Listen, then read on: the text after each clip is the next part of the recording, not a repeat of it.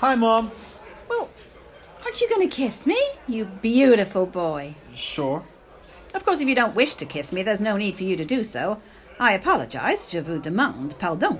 Oh, Mom. Thank you. That was gracious of you. Mille grazie. Mom. Meet a friend of mine. Let me give you something you will always remember. Through me, you will meet a human being. Madam Mara, may I present my son. Jeez, he's a big bastard, isn't he? Isn't he wonderful? This is my baby. This is Chrissy Wiss. What's his name? Why, Christopher, of course. Christopher. Well, that's not too bad. When's your birthday? The 15th of August. Oh, the heat, the cruel August heat, and the stitches. Oh, my God, the stitches. So he's a Leo. Awfully big for a Leo. You want to be pretty careful from October 22nd to November 13th. Keep away from anything electrical. I will. Thank you. Let me see your hand. Oh, well, that can't be helped. Well, you'll have pretty good health if you just watch that chest of yours. There's a long sickness in your 20s and a bad accident around 45, but that's about all. There's going to be an unhappy love affair, but you'll get over it. You'll marry, and I can't see if there'll be 2 or 3 children. Probably 2 and 1 born dead, or something like that. I don't see much money any time. Well, watch your chest. Thank you. Isn't he going to be famous? It's not in his hand. I always thought he'd write. When he was small, he used to write little verses. Chrissy, what was the one about the bumpity bunny? Oh, Mother, I don't remember. Oh, you do so, too. You were just being modest. It was all about how a bunny went bumpity bump all day long. Of course you remember. You don't seem to write any more. And your letters, they're like telegrams. Oh, Mara, why do they have to grow up? And now he's going to be married and have all these children. 2, anyway. I'm not too happy about that 3rd one.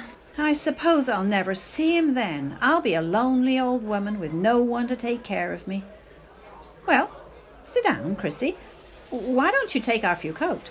I don't think I'd better, Mom. You see, He wants to keep his wet coat on. He likes to smell like low tide. well, you see, I can only stay just a minute. Oh? It's because the train was late. If I had been on time, I could have stayed a while.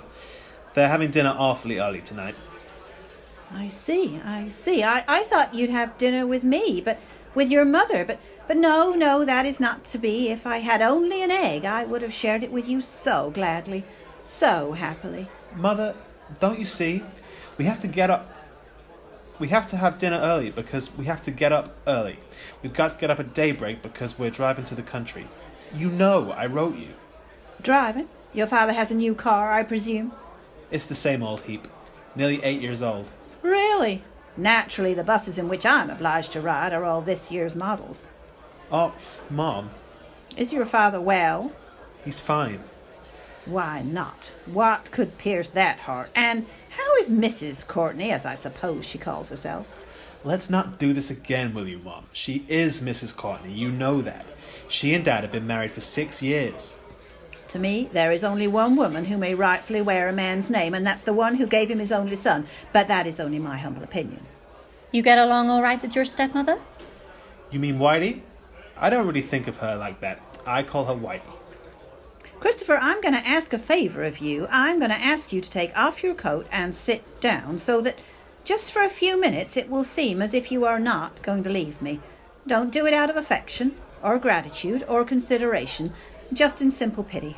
Yes, sit down, for God's sake. You make people nervous. All right, sure. Thank you. Well, now that we are cozy, let us talk, shall we? Tell me some things. Tell me what there is about this Mrs. Courtney that makes you think so highly of her. Is she more beautiful than I am? Mom, please. You know Whitey isn't beautiful. She's just sort of funny looking. Nice funny. Nice funny. Well, I'm afraid I could never compete with that. Well, Looks aren't everything, I suppose. Tell me, do you consider her a human being? Oh, Mother, I don't know. I can't do that kind of talk. Let it pass. Let it be forgotten.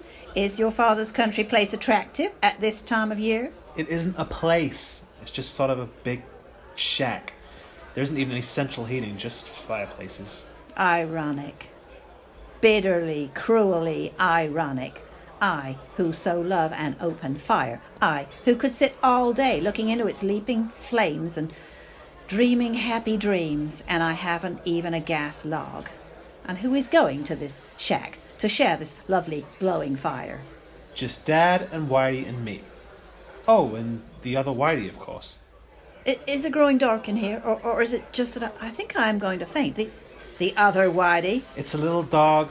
It's a nice little dog. Whitey saw it out in the street when it was snowing, and it followed her home. And so they kept it.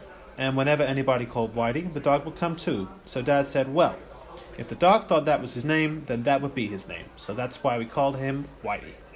I'm afraid your father has not aged with dignity. To me, whimsy after 45 is a matter of nausea. He's an awfully nice little dog.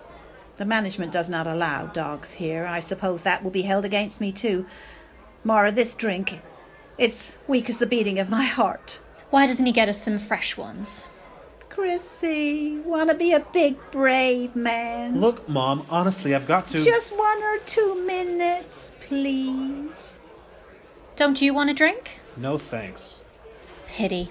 Might do you some good. Might stunt your growth. How long are you going to stay up in the country?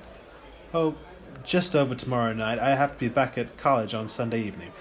Do I understand you to say you will not be coming to see me again? I can't, Mom. We've got to drive back and then I have to get the train. I thought I'd see you again before you went back to your school. I thought if you must rush away like a mad thing today, then I'd see you tomorrow to make up for it. How it must please your father and that woman that you don't want to see me again. How they must laugh together. How they must howl in merriment. Mother, don't say things like that. You shouldn't, even when you're drunk. Please! The subject is closed. I will say no more about your father, poor weak man, and that woman with the dog's name. But you, have you no heart? No natural instincts? No, you have not. I must face the fact. Here, in the presence of my friend, I must acknowledge that my son is not a human being. Your father, does he still see his old friends? Our old friends? I don't know, Mom. Yes, they see a lot of people, I guess. But they're alone a lot of the time. They like it that way. How fortunate they like being alone. And the old friends? They don't see me. Why should they see me? They are all in pairs. Probably most of them Pisces. Well, it's late. You must go. Late? When is it ever late when my son is with me? But I understand. Go, Christopher, go. I'm terribly sorry, Mom. Wait, look. I'll give you a present for one of them. Take this dear happy thing to the one you love. See what it is. A little music box. Hey, that's cool, Mom. Thanks ever so much. Whitey'll love it. She loves things like that. Whitey will love it? Are you telling me that you mean to give it to the so-called Mrs. Courtney? I thought you said... Curious, extraordinary, that a son of mine should have so little perception. This gift is not for her. It is for the little dog. Why, thanks, Mom. Thanks. Go, Christopher, go, and when you can, come to me again. I live on your visits. Oh, Chris, I live on your visits.